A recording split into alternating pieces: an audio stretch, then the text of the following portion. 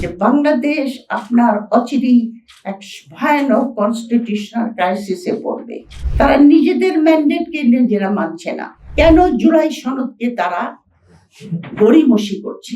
এই যে সরকারটা আমাদের আছে এখন নির্বাচনের দ্বারা এসেছে, এটা কোন সংবিধানের আন্ডারে কাজ করছে? আমি প্রশ্নটা সবাই কি করলাম, কোন সংবিধান?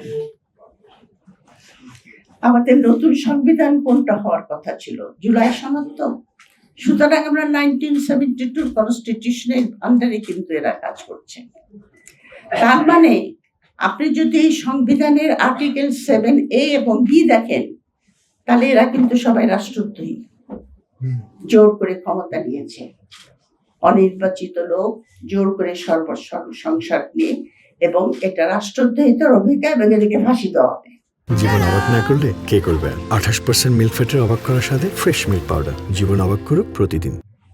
এটা কিন্তু সংবিধানে এখনো লেখা আছে যে সংবিধানের আন্ডারে এরা কাজ করছেন, এবং এই সংবিধানে আরো অনেক কিছু আছে যেগুলি তারা ইমপ্লিমেন্টেশন করছেন না, ধামাচাপা দিয়ে রাখছেন।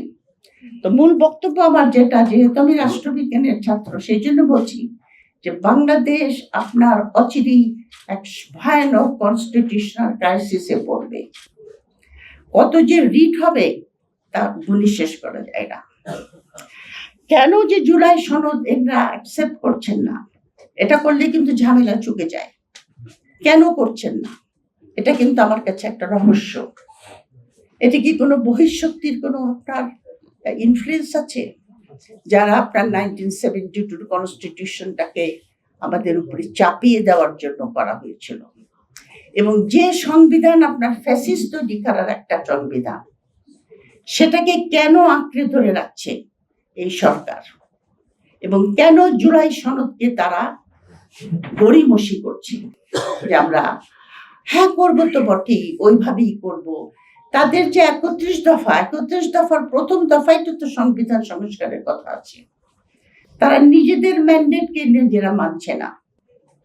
তো সেইখানে আমি মনে করি, এবং যখনই আপনার একটা কনস্টিটিউশনাল ভ্যাকিউমের মধ্যে একটা সরকার চলে, তখন সেই সরকার আপনার জনগণ থেকে বিচ্ছিন্ন হয়ে যায়, এবং জনগণ থেকে বিচ্ছিন্ন হয়ে গেলেই সেই সরকারের ফ্যাসিস্ট হয়ে ওঠার একটা টেন্ডেন্সি দেখা যায়।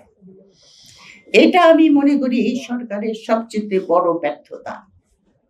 এই ব্যর্থতার জন্য যতগুলি সমস্যা আমরা শুনলাম, এই ব্যর্থতার জন্যই কিন্তু এতগুলি সংস্কার কোন রকম সেরকম স্টেপ এখন পর্যন্ত নেওয়া হয় নাই।